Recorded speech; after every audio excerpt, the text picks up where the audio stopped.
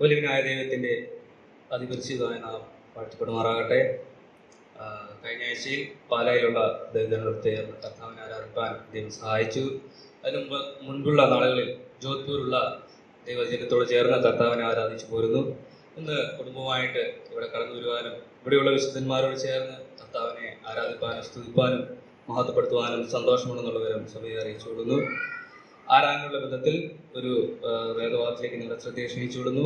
നമുക്ക് ഏവർക്കും സുപരിചിതമായ ഒരു വേദഭാഗമാണ് റോമർക്ക് എഴുതിയ ലേഖനം 5-ാം അധ്യായം അതിൻ്റെ 6 മുതലുള്ള വാക്യം. റോമർക്ക് എഴുതിയ ലേഖനം 5-ാം അധ്യായം അതിൻ്റെ 6 മുതലുള്ള വാക്യങ്ങൾ. നാം ബലഹീനർ ആയിരിക്കുമ്പോൾ തന്നെ ക്രിസ്തു തക്ക സമയത്ത് അഭക്തർക്ക് വേണ്ടി മരിച്ചു. നാം വാഴ്ത്തപ്പെടുമാറാകട്ടെ. ഇവിടെ എന്നെ ചിന്തിപ്പിച്ച ഒരു വാക്ക്, അവസാനത്തെ ആ 2 വാക്കുകളാണ്. തക്ക സമയത്ത് അഭക്തർക്ക് വേണ്ടി മരിച്ചു. നാം ചിന്തിക്കുമ്പോൾ ഇന്നിവിടെ നാം കർത്താവിന്റെ സ്ഥിതിയിലേക്ക് കടന്നു വരുവാനായിട്ടുള്ള ഒരു കാരണം എന്നത്, നാം ഭക്തിയില്ലാത്തവരായി ഈ ലോകത്തിനോട് ചേർന്ന് പാപം ചെയ്ത് ജീവിച്ചവരായിരുന്നു, പാപികളായി ജീവിച്ചവരായിരുന്നു, ദൈവത്തെ വേണ്ടായെന്നും അല്ലെങ്കിൽ ലോകപരമായ ബിംബങ്ങളെ ഒക്കെ നമസ്കരിച്ച് ജീവിച്ചവരായിരുന്നു. എങ്കിലും നമ്മുടെ കർത്താവായ യേശു ക്രിസ്തു തന്നിൽ വിശ്വസിക്കുന്നവർക്ക് വേണ്ടി മാത്രമല്ല, കർത്താവായ യേശു ക്രിസ്തു അഭക്തരായ നമ്മൾക്ക് വേണ്ടി കൂടെയാണ് ആ കാൽവരി ക്രൂശിൽ മരിച്ചതെന്ന് നമുക്ക് ചിന്തിക്കുവാനായിട്ട് കഴിയുന്നുണ്ട്.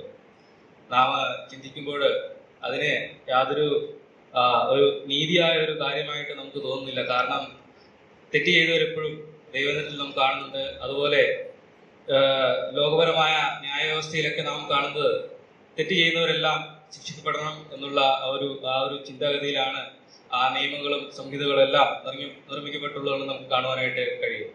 നാം മറ്റ് മതസ്ഥരുടെ പുസ്തകങ്ങളൊക്കെ നാം കേൾക്കുമ്പോഴൊക്കെ അതൊക്കെ കാണുവാൻ കഴിയുന്നത് തെറ്റ് ചെയ്യുന്നവരൊക്കെ പാവികളാണ്, അവരൊക്കെ ശിക്ഷിക്കപ്പെടണം എന്നുള്ള ഒരു ചിന്താഗതിയിലൂടെയാണ് അതൊക്കെ നമുക്ക് കാണുവാനായിട്ട് കഴിയുന്നത്. എന്നാൽ നാം ബൈബിൾ എടുത്തു നോക്കുമ്പോൾ നമുക്കിവിടെ കാണുവാനായിട്ട് കഴിയുന്നത് നമ്മുടെ കർത്താവായ യേശു ക്രിസ്തുവിന്റെ ആ മരണം അത് അഭക്തരായ നമ്മൾക്ക് വേണ്ടിയാണ്, അഭക്തരായ പാപികളായ മനുഷ്യർക്ക് വേണ്ടിയാണെന്നുള്ളത് നമുക്ക് കാണുവാനായിട്ട് കഴിയും.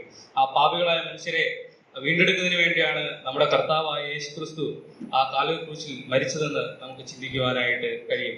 പ്രിയ ദൈവമേ, ഇന്ന് ഈ കർത്താവിന്റെ സന്നിധിയിൽ കടന്നു വന്നിരിക്കുമ്പോൾ നമുക്കും ഏറ്റവും താഴ്മയോടുകൂടെ ചിന്തിക്കുവാനായിട്ടുള്ളത്, നാം അഭക്തരായിരുന്നു, നമുക്ക് വേണ്ടി നമ്മുടെ കർത്താവായ യേശു ക്രിസ്തു ഒരു യാഗമായിട്ട് സ്വന്തം ജീവൻ ആ കാൽവരി ക്രൂശിൽ ബലിയർപ്പിക്കുന്നതായിട്ട് നമുക്ക് ചിന്തിക്കുവാനായിട്ട് കഴിയും.